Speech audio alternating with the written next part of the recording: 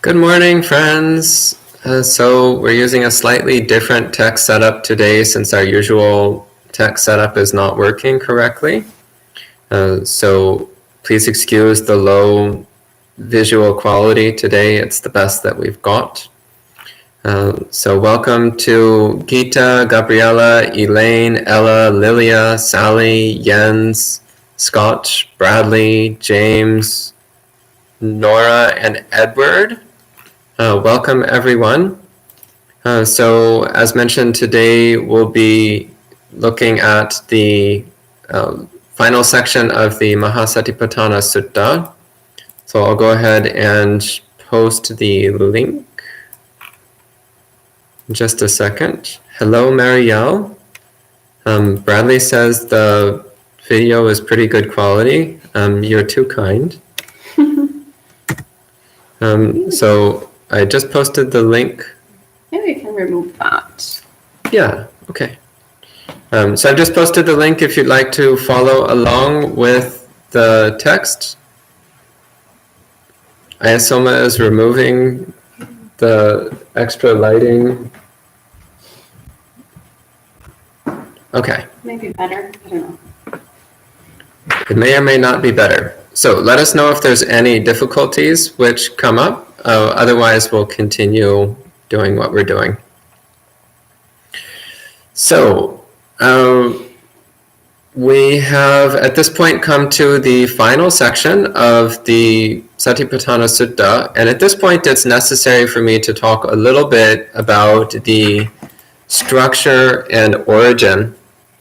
Oh, are we live? Is that live? Mm-hmm. Okay. We're slightly disorganized this morning.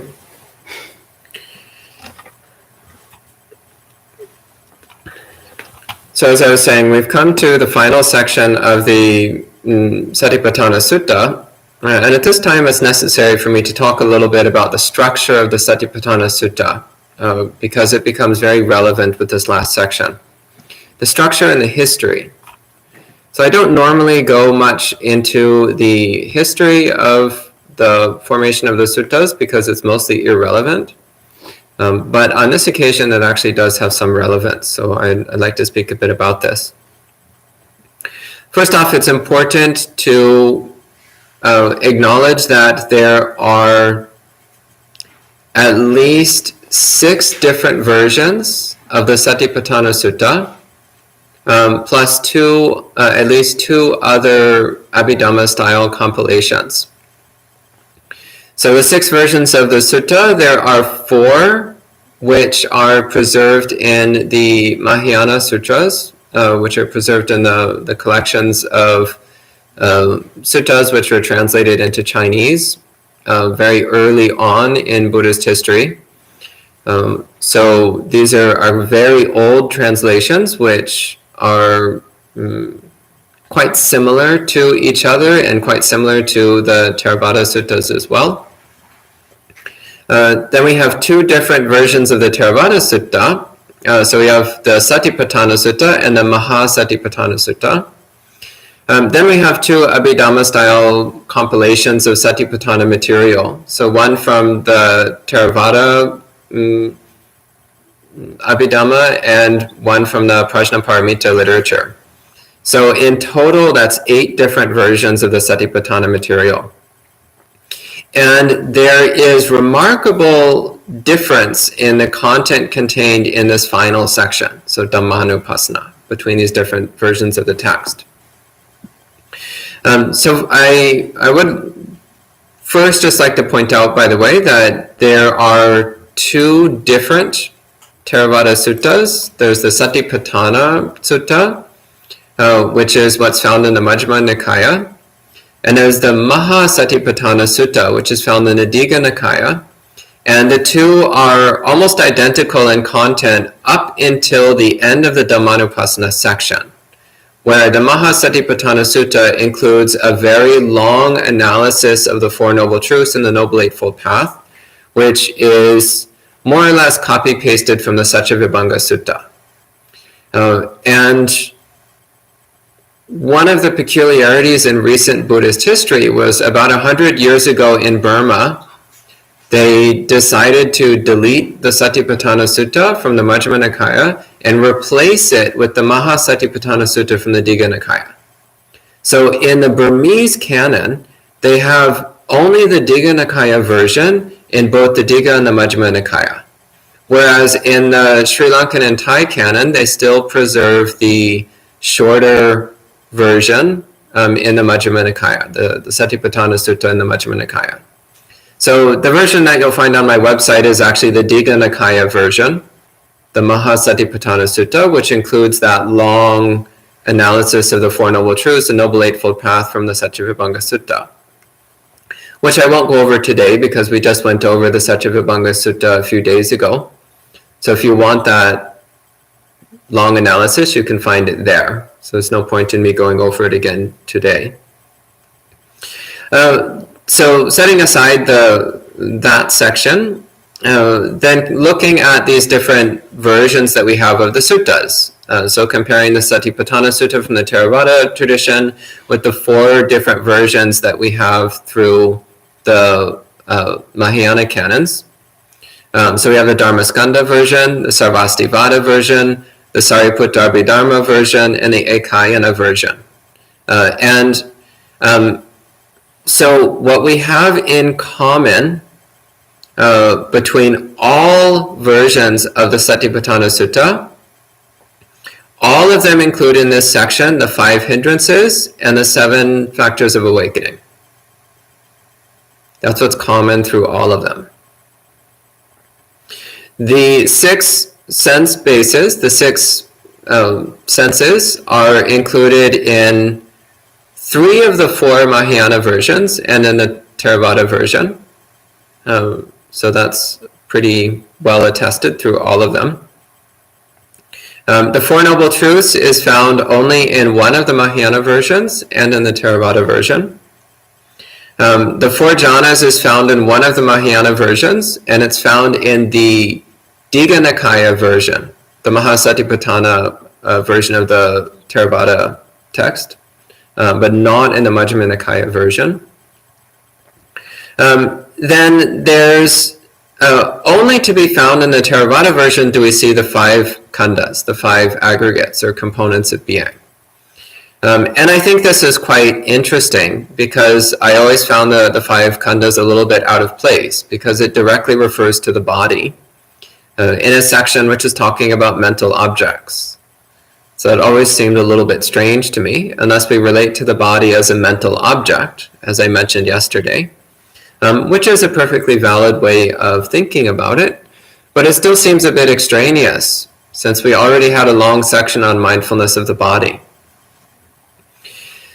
So to put all of this into context here, we're looking at the 4 Satipatthanas, the 4 areas of establishing mindfulness. So mindfulness of the body, which we had a long section on.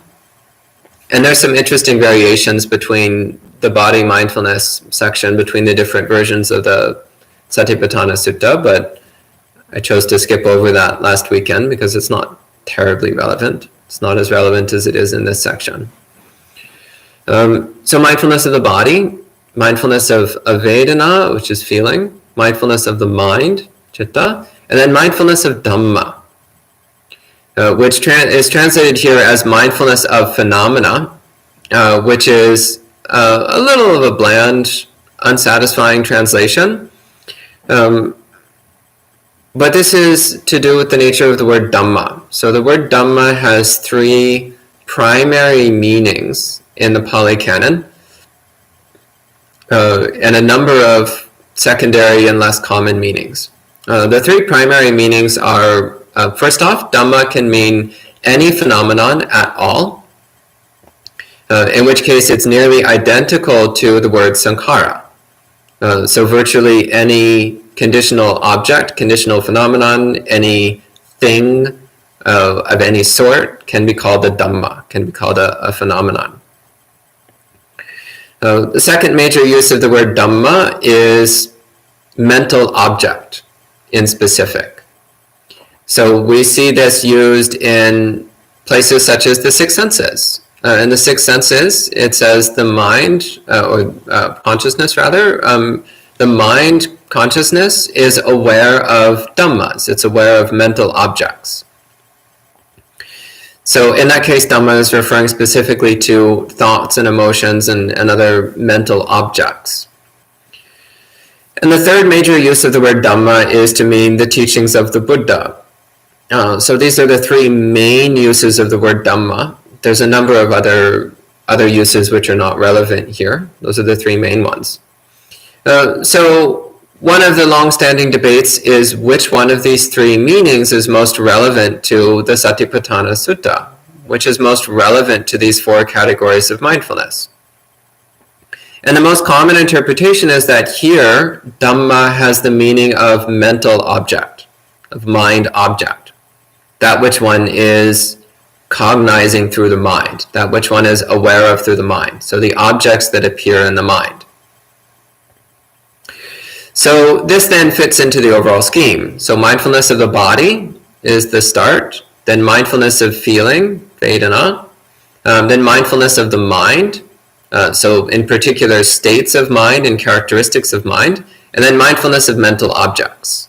So there we have a relatively complete picture of body and mind, which is actually pretty similar to the five khandhas. So the five khandhas are Rupa, Vedana, Sanya, Sankhara, Vijnana. So Rupa lines up with body, so Kaya and Rupa have the same meaning. So Kaya and Rupa, body. Vedana and Vedana, again, lines up very neatly. Then we have Sanya, Sankhara, and Vijnana, so three mental components, which line up with Chitta and Dhamma, so states of mind and objects of mind. So there again we can see how these four Satipatthanas, these four areas of establishing mindfulness, then roughly correspond to the five khandhas. They roughly correspond to the components of body and mind. This also lends some support to the thought that including the five khandhas in the Satipatthana section on mindfulness of Dhamma is a little bit peculiar. So I'm not suggesting necessarily that this was a later addition, as some scholars have suggested. For example, Bhante Suddhāso suggests that the five khandhas were not originally part of the Satipaṭṭhāna Sutta, but that they were added in later, and they were added into this last section. So he actually gives Bhante Suddhāso and Bhante Analayo have both gone into very deep analysis of the different versions of the Satipaṭṭhāna Sutta. So I'm just giving you a very brief taste of what work they've done on this. So if this interests you, I recommend reading more into the work that they've done on the subject. So with that said, I'll go ahead and I'll start going through this section of the Satipaṭṭhāna Sutta, again using the Theravada version, just keeping in mind that there are these interesting variations. And that the five hindrances, the six senses, and the seven awakening factors are the only things which are common through every version of this sutta. So the sutta section begins, monks, how does a monk abide observing phenomena as phenomena? Monks, a monk abides observing phenomena as phenomena in relation to the five obstacles. Monks, how does a monk abide observing phenomena as phenomena in relation to the five obstacles? So the five obstacles in Pali is nivarana. You'll also see this translated as the five hindrances, or the five obstacles, the five obstructions. And this is something which comes up very often in the suttas, and in particular very often in discussions of meditation. So these are considered to be the five things which make it difficult to meditate. The Buddha says, monks, if there is sensual desire in a monk, he understands there is sensual desire in me. Or if there is no sensual desire in him, he understands there is no sensual desire in me. He understands the arising of unarisen sensual desire, the abandoning of arisen sensual desire, and the future non-arising of abandoned sensual desire. And he applies the same to aversion, dullness, restlessness, and doubt. So these are the 5 hindrances, the 5 obstacles. So, and he applies the same evaluation that we've looked at with each of the other sections.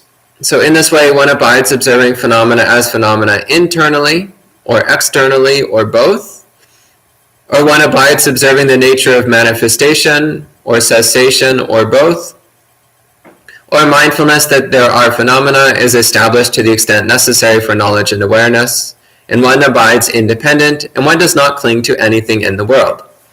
Monks, in this way, a monk abides observing phenomena as phenomena in relation to the 5 obstacles. So again, the 5 obstacles are kama chanda, which means interest in sensuality, interest in sensual experiences. Vyapada, which is aversion. Tina midda, which is translated here as dullness and sleepiness.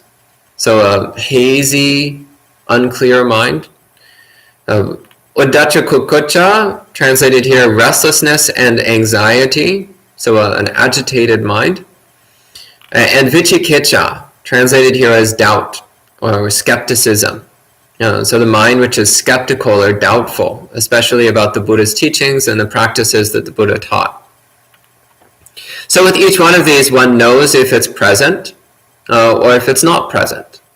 One understands how it comes into being, how it can be abandoned, and the conditions for it to not arise again in the future. So this then is extending off of the previous section. The previous section is simply knowing what's present in the mind, knowing the state of the mind. Here we're knowing what's present in the mind with a deeper understanding of how things come into being and how they cease. And again, with each one of these, we have this practice of observing it internally, externally, and both. And the practice of observing its arising and ceasing, and both. So again, developing that recognition of the impermanence of mental objects. Recognizing that they come and go. Recognizing that they're not stable, they're not permanent.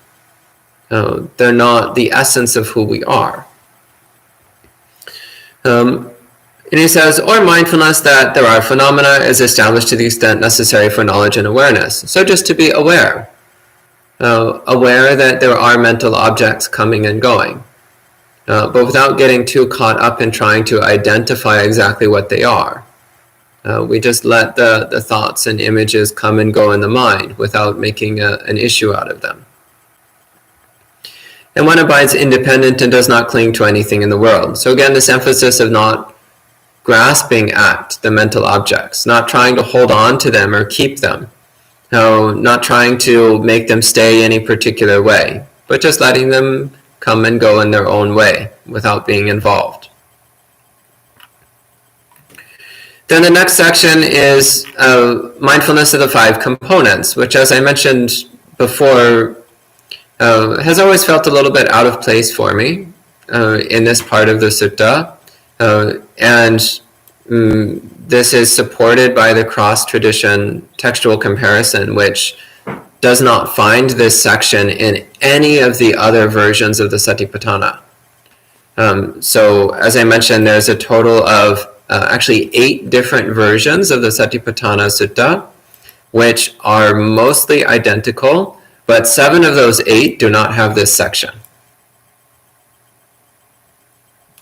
So only the Theravada version has this section. The rest do not.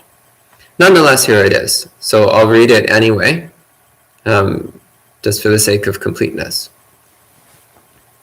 Monks, a monk abides observing phenomena as phenomena in relation to the 5 components when affected by attachment. Monks, how does a monk abide observing phenomena as phenomena in relation to the 5 components when affected by attachment? Monks, a monk knows the body, the manifestation of the body, and the disappearance of the body. He knows feelings, the manifestation of feelings, and the disappearance of feelings. He knows recognition, the manifestation of recognition, and the disappearance of recognition. He knows mental constructs, the manifestation of mental constructs, and the disappearance of mental constructs. He knows consciousness, the manifestation of consciousness, and the disappearance of consciousness. In this way, one abides observing phenomena as phenomena in relation to the 5 components when affected by attachment. So, 5 components when affected by attachment, that's a slightly awkward rendering of Panchupadana Khandha. So, Upadana Khandha, Upadana means grasping or attaching, and Khandha means component. So the 5 components affected by grasping or subject to clinging, subject to attachment. Again, as I mentioned, one way of relating to the presence of this in this part of the sutta is one is recognizing the manifestation of bodily experience in the mind and the disappearance of bodily experience in the mind. So it's relating to the body not on its own terms, but rather relating to our mental image of the body, our mental impression of the body. So in that way, one can kind of force it to fit into this section of the Satipatthana. Similarly with feelings, we already had a section on mindfulness of Vedana. So again, kind of strange that here it is again. But again, one can relate to it in that we're not relating to feelings on their own terms, but rather relating to them as mental objects which appear within the mind, and recognizing their manifestation and disappearance. Then sanya, recognition, sankhara, mental constructs, and consciousness. Again, relating to these as different aspects of mental objects which come and go in the mind. Then the 6 senses, the 6 sense domains, as it's translated here. Monks, a monk abides observing phenomena as phenomena in relation to the 6 internal and external sense domains.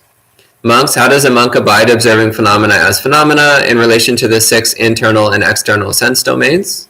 Monks, a monk understands the eye, sights, and the fetter that arises dependent on both. He understands the arising of an unarisen fetter, the abandoning of an arisen fetter, and the future non-arising of an abandoned fetter. He understands the ear and sounds, the nose and odors, the tongue and flavors, the body and tangible objects, the mind and mind objects, and the fetter that arises dependent on both. He understands the arising of an unarisen fetter, the abandoning of an arisen fetter, and the future non-arising of an abandoned fetter. In this way, one abides observing phenomena as phenomena in relation to the 6 internal and external sense domains. So, this is relating to the experience of the 6 senses. Again, this is in the section on mind objects. So it's relating to our mental impression of our senses. Our mental impression of sight, sound, smell, taste, touch, and thought. So a little bit different than how we're relating to it through mindfulness of the body. So with mindfulness of the body, we're relating to it in its own terms, as a physical experience, as a physical object. But here we're relating to it in terms of the mental impression of those physical objects. So that's a subtle distinction to be made. And he also emphasizes here recognizing the fetter that arises dependent on sense contact. In other words, recognizing how we get lost in desire and aversion. When sense contact happens, when the eye sees a sight, then we're subject to desire and aversion. So that's the fetter which arises dependent on the internal and external sense domains. So recognizing how that fetter of desire and aversion arises, and recognizing how it can be abandoned. Recognizing that we have the ability to let go of that desire and aversion. And our ability to prevent that from arising in the future. Then the next section, mindfulness of the Enlightenment factors, the Bojjhangas, which again, this is the 3rd category, which is in all versions of the Satipatthana. Monks, a monk abides observing phenomena as phenomena in relation to the 7 Enlightenment factors. Monks, how does a monk abide observing phenomena as phenomena in relation to the 7 Enlightenment factors? Monks, if there is the mindfulness enlightenment factor in a monk, he understands there is the mindfulness enlightenment factor in me. Or if there is no mindfulness enlightenment factor in him, he understands there is no mindfulness enlightenment factor in me. That would be quite challenging. If you have no mindfulness, it's hard to be aware that you have no mindfulness. Usually it's reflecting afterwards where we're like, oh wow, I really haven't had much mindfulness today. ISO was practicing mindfulness of the kitty, by the way. He understands the arising of the unarisen mindfulness enlightenment factor and the perfection of the mindfulness enlightenment factor through development. And then the same for the investigation factor, the energy factor, the rapture factor, the tranquility factor, concentration factor, and equanimity factor. So the 7 bojjhangas, the 7 factors of enlightenment. So for each one knows if it's present or if it's not present. Or one knows the degree to which it's present. One understands how it arises, and one understands how one can develop it and perfect it. So one understands the increase and perfection of these 7 factors of awakening. So the mindfulness factor, so knowing how much mindfulness you've got. How sharp and clearly aware is your mind in the present moment? Investigation of Dhammas, so how clearly do you understand what you're aware of? You can be aware of something without having the vaguest clue what it is or what's going on there. So how clearly do we understand it? The energy factor. So is the mind bright and energetic as opposed to dull and hazy? The rapture enlightenment factor. So this is piti, which I usually translate these days as euphoria or ecstasy. Is there this feeling of euphoria, of this powerful, intense, pleasant feeling all through the body? The tranquility enlightenment factor, so passaddhi, the sense of serenity and peacefulness of body and mind.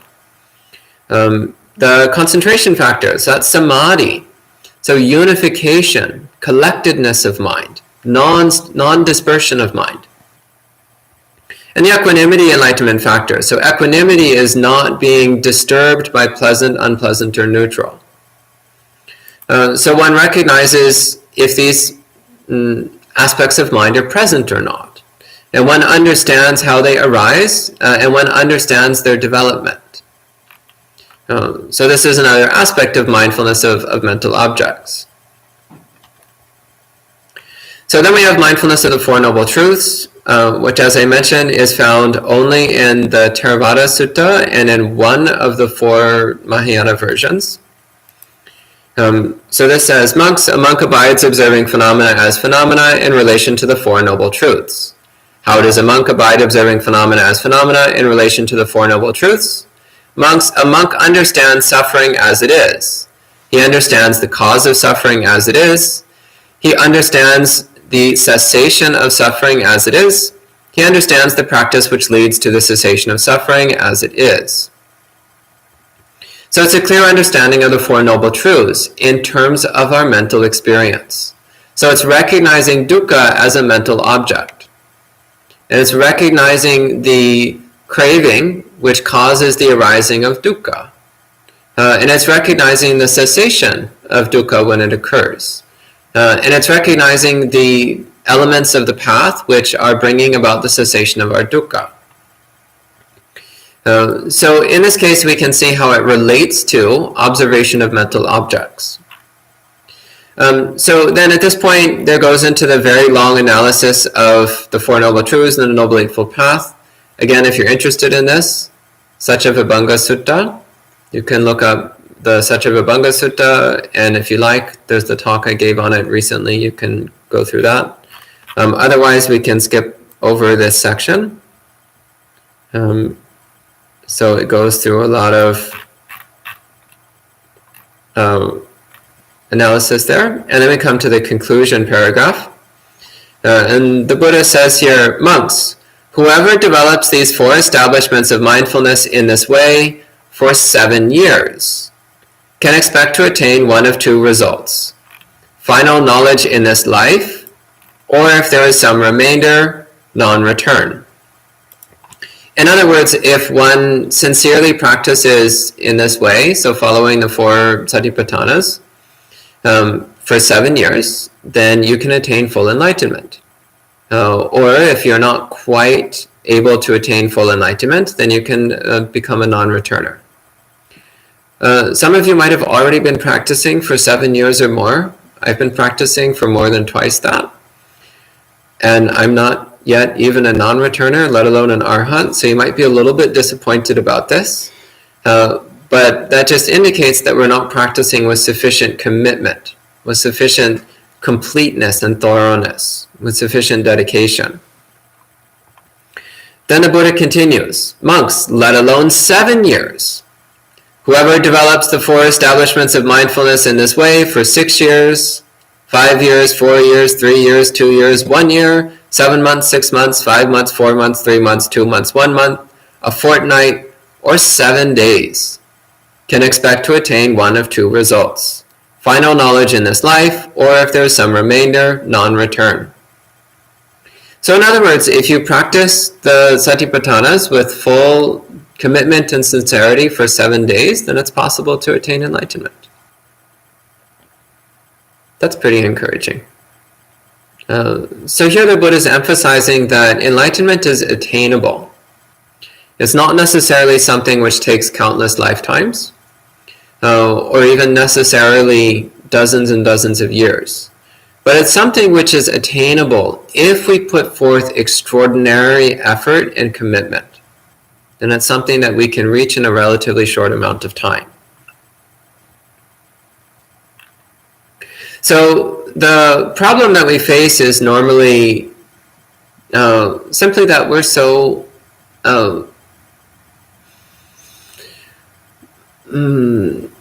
divided in our mind. There's one part of our mind which wants to practice sincerely, and there's another part of our mind which doesn't. There's one part of our mind which wants to practice restraint and renunciation, and another part of our mind that wants to practice indulgence. There's one part of our mind that wants to practice non-attachment, and another part that wants to practice grasping. There's one part of our mind which wants to let go of self-identity, and another part which desperately wants to hold on to it with a white-knuckled grip. So this is why our practice is always this kind of faltering stagger step, 1 step forward, 1 step back, 2 steps forward, 1 step back, 2 steps forward, 3 steps back, 1 step forward, 10 steps back, 10 steps forward, 1 step back. It's why our practice is this kind of choppy, disorderly stagger step. It's because we're not of one mind about our practice. We're partially committed to the practice and partially committed to worldly pursuits. So this is why it takes us so much longer than what the Buddha says is possible here. So then the Buddha concludes with the same paragraph he opened the sutta with. He says, monks, this is the one-way path for the purification of beings, for the complete transcendence of sorrow and lamentation, for the disappearance of pain and depression, for the attainment of the way, for the realization of nibbana. That is, the 4 establishments of mindfulness. This is what was said, and this is what it refers to. This is what the Blessed One said. Satisfied, the monks delighted in the Blessed One's speech. So that's the end of the sutta. At this time, if you have any questions or comments, please go ahead and type them in the live chat, and I'll answer them as best I can. Sadhu, sadhu, sadhu. Thank you so much, Bhante. So, welcome to all our friends. And, Edmir, greetings from Brazil. Great to see you, Edmir. Welcome. And Scott says, like the old cartoons with an angel whispering in one ear and a devil whispering in the other. Yes, except we're both. We're both the angel and the devil. whispering in our own ear. Bradley says, divided is the perfect word with the cringy emoji. Yeah. So, scrolling all the way up. Sally says, Scott also says, Happy Mother's Day to all mothers. Happy Mother's Day. So everyone should call your mom. If your mom is still alive, call her and say nice things to her. If your mom is already passed away, then do some chanting for her and wish for her to be happy and healthy and for her to attain awakening wherever she is. Sadhu. And Sally says, so Chittanupassana day end, I normally practice Kayanupassana to bring peacefulness and sati. Can I just use Chittanupassana as supplement while wandering thoughts arise? The same applies in daily life. Is that okay?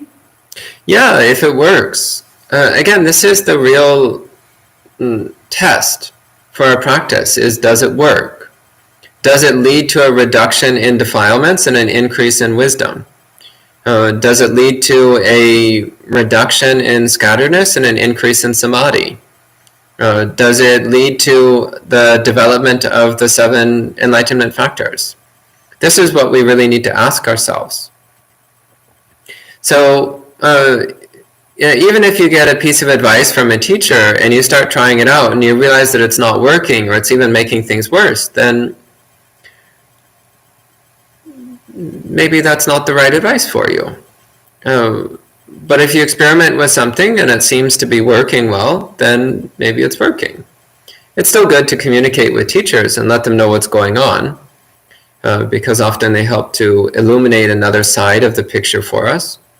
But ultimately, we need to evaluate for ourselves what's working and what's not working.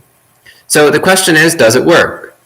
Does it help you stay out of those thoughts? Does it help you bring your mind to serenity and samadhi? If the answer is yes, then it's fine. Okay. And Gabriela says, Bhante, when practicing Satipatthana, the sense doors, I often become very confused by the conflict and synergy of the 3rd and 4th foundations of mindfulness, Chittanupassana and Dhammanupassana. It becomes difficult to differentiate my thinking from the Dhammic units most of the time, since I try to use the Dhamma in my everyday life in daily practice. What is the easiest way to check yourself to see if something is merely mind, Chitta equals mental qualities, versus Dhammic units, like the hindrances, the aggregates, the internal and external sense spaces, the enlightenment factors, the noble truths, and the 3 characteristics, etc.? Well, the 3 characteristics aren't actually listed here. So awareness of the 3 characteristics actually runs through every section of the Satipatthanas. So I wouldn't consider that to be exclusively Dhammanupassana. It's part of all of them. As for the others, again, look at how the Buddha talks about Chittanupassana. So Chittanupassana is awareness of, I'm scrolling up to it here. So it's understanding a lustful mind is a lustful mind, or lust-free is lust-free, hate-filled, hate-free, delusional, delusion-free, focused, scattered, expanded, unexpanded, concentrated, unconcentrated, etc. So again, it's more knowing the quality of the mind, the state of the mind, the condition of the mind in each moment. Whereas, again, my understanding of Dhammanupassana has more to do with awareness of mental objects, which is a bit more bulky, a bit more substantial. But yeah, it's true. There is a certain amount of overlap between these sections. It's one of the slight peculiarities about the 4th section of the Satipaṭṭhāna Sutta is that it does have some overlap with the previous 3. So the previous 3 are all quite distinct from each other. But the 4th one has some distinctive things, but also some which overlap with the other sections. So I think that's just going to be unavoidable. When working with this, you're going to find a certain amount of overlap. And Bradley is asking, Actually, Marielle is asking, what is the other translation for phenomena in here again? Mental object. And Bradley is saying, again, here we're just understanding, right? Not necessarily trying to conjure up the enlightenment factors, but just observing to see what's there.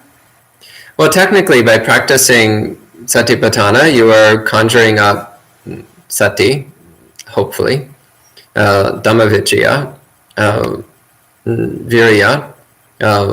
Definitely you're cultivating those three. You may also, if you're practicing Kayagata Sati, you may also be developing Piti, Passaddhi, and Samadhi. And through all of these, by applying the recognition of impermanence and the practice of non-attachment, through all of them you're cultivating upekkha, equanimity. So actually you are in fact cultivating the Satipatthana, or cultivating the Bojjhangas, the awakening factors, by default whenever you practice Satipatthana, according to the Buddha's instructions. But in the context of Dhammanupassana, yes, you're just being aware of what's present. You're being aware of whether or not the Bojjhangas are present and to what extent they are present. Okay, thank you.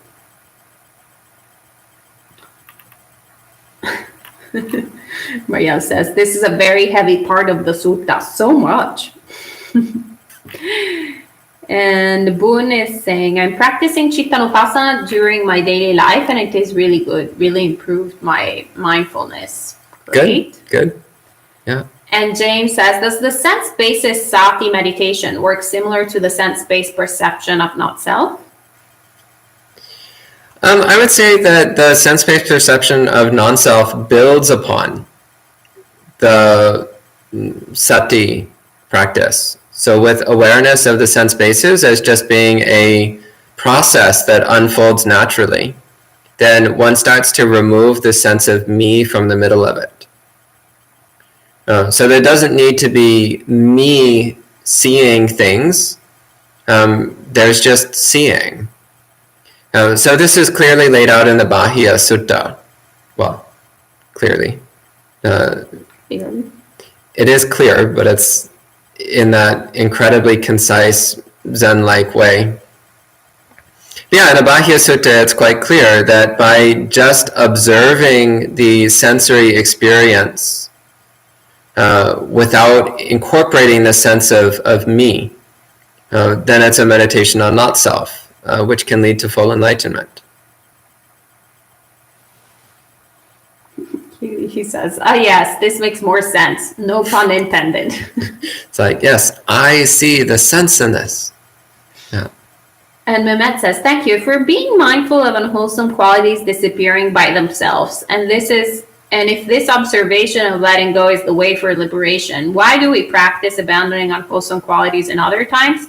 Does that practice prepare the mind, this letting go by itself? We practice letting go of unwholesome qualities because unwholesome qualities inhibit us from attaining awakening. So sometimes a subtle method is useful, sometimes a coarse method is useful. Sometimes a gentle method is needed, sometimes a strong method is needed.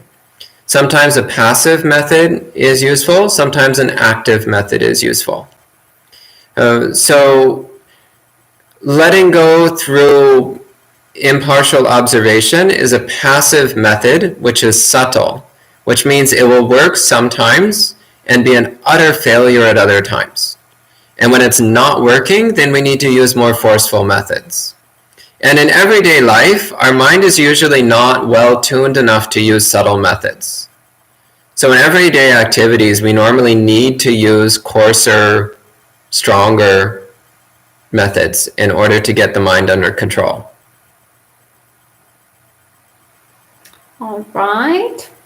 And Sally says, how can we observe the state of mind not from distance while not sitting? Since daily life we have to involve in the mind to drive our speech and action and try to direct to wholesome. Well, one thing you can do is just keep gently reminding yourself, this is not me, this is not mine. This is not who I am. That's one thing you can do. But in everyday life, it's usually better to instead focus on developing wholesome speech, wholesome actions, wholesome thoughts, trying to cultivate refined perceptions of not-self in everyday life when we can barely even do it during meditation. That's getting a little ahead of ourselves. So to some extent, we also need to be realistic about what we're currently capable of. So if we're not currently capable of developing a refined awareness of not-self in daily life, then, well, that's okay. You just practice Dhamma to the best you can. And as you become more familiar with the perception of not-self during meditation practice, then it gets easier to apply it in everyday life.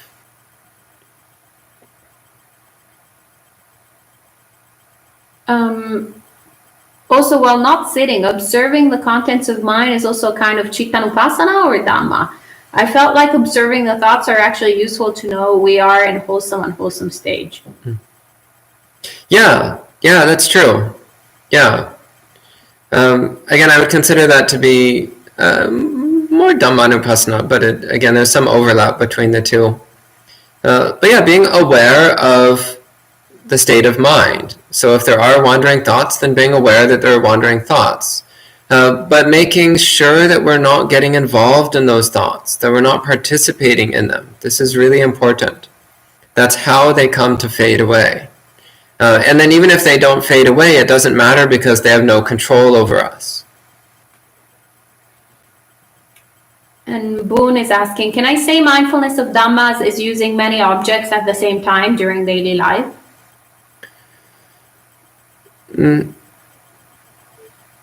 Using many objects at the same time is usually not such a great idea. It usually leads into confusion and dispersion and fairly weak practice.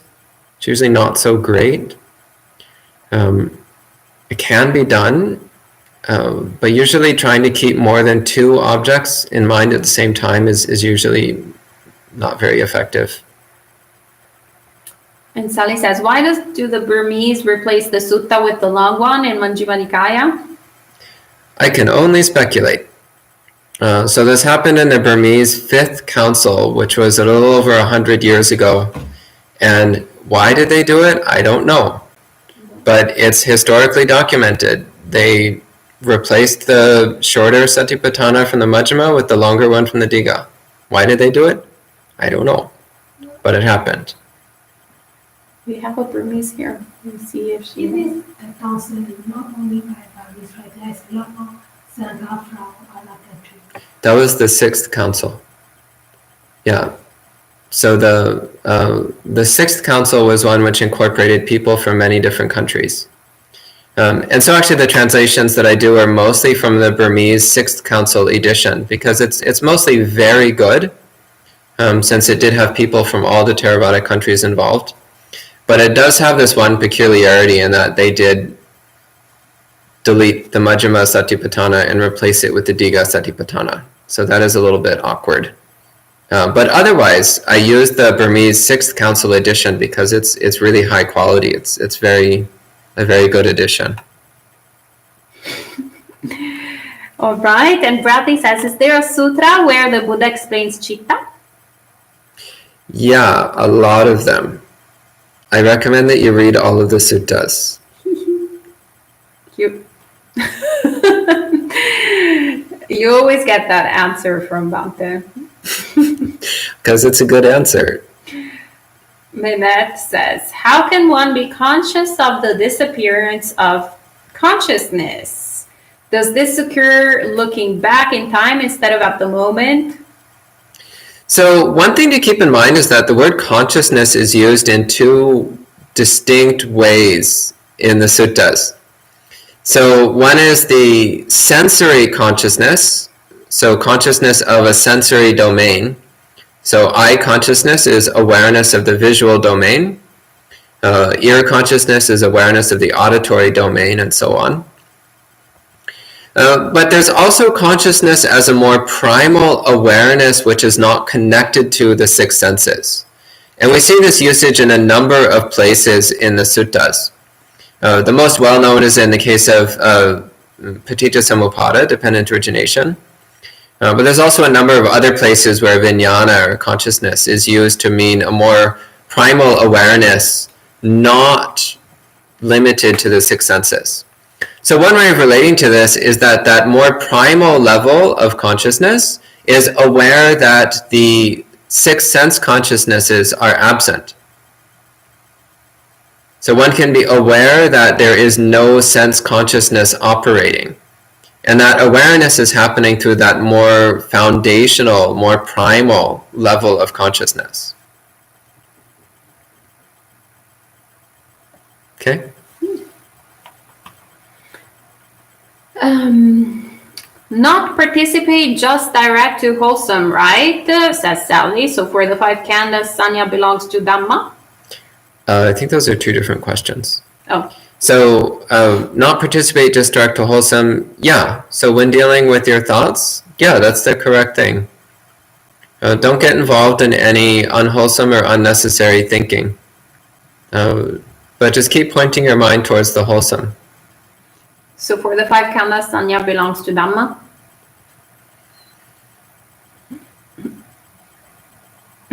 Sure.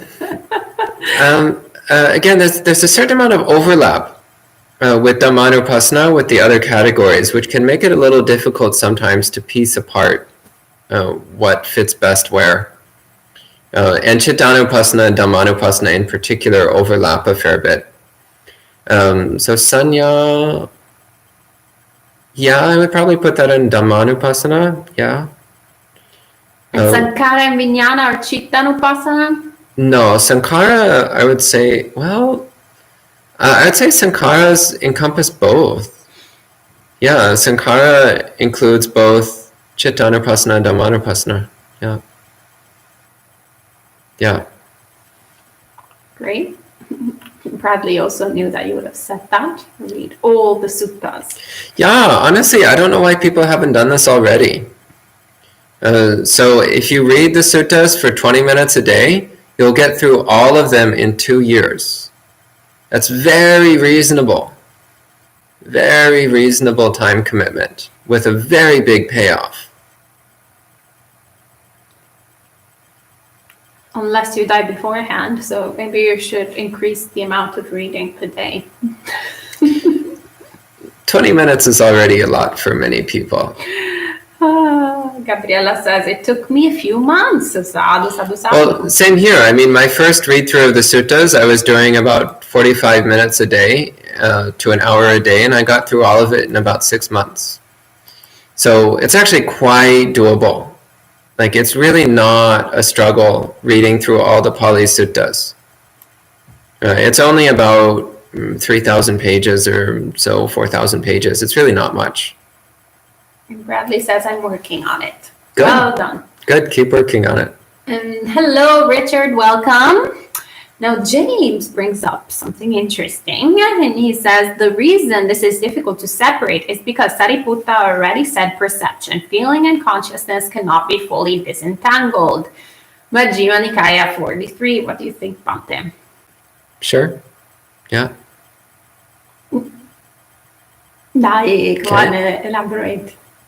What? No, he said enough. Yeah. He's so zen these days. And Sally says, in this part, how do we know we have prevented those from future arising? Well, that requires a very subtle awareness of your subconscious mind to recognize that you've cut off the tendency towards a particular behavior pattern completely. So, again, you have to already have an incredibly sharp, precise, subtle awareness of your subconscious and already have cultivated wisdom and self-restraint to a very strong degree. Yeah. Oh, so apparently it takes 14,600 minutes to read all the suttas. That's really not that much. That's great. Okay. We can all have a great.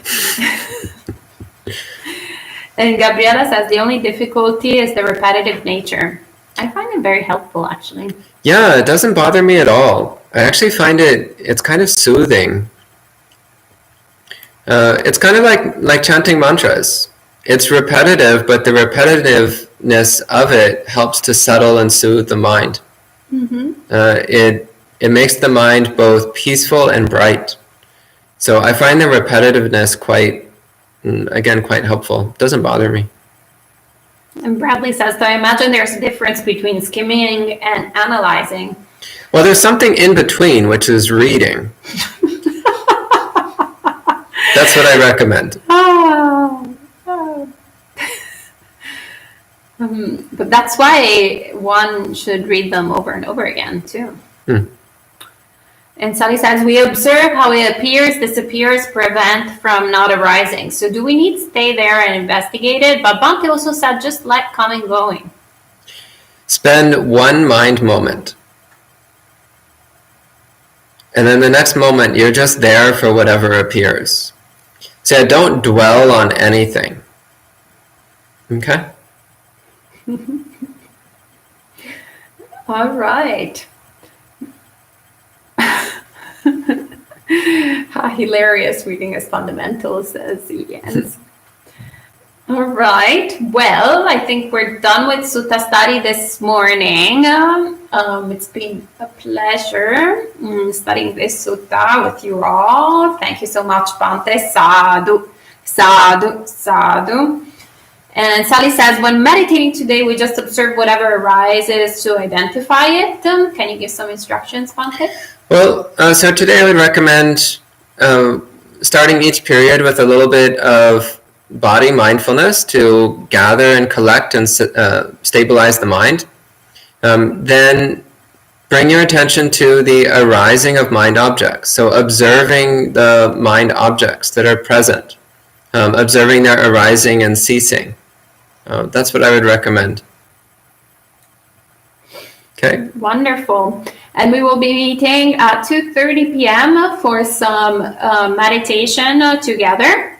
So 2:30 p.m. New York City time. So do the math if you're in a different time zone. And then once again at 7:30 p.m. this evening, always New York City time. So, and we will be chanting, and Bhante will share some more words of Dhamma. We can talk a bit about how your day long has gone and your meditation practice. You're also welcome to bring any meditation questions you have at the 2:30 p.m. meeting, and Bhante will try his best to answer them. All right. Well, thank you so much for meeting us this morning and for being such great committed practitioners. Sadhu, sadhu, sadhu. May all beings attain awakening.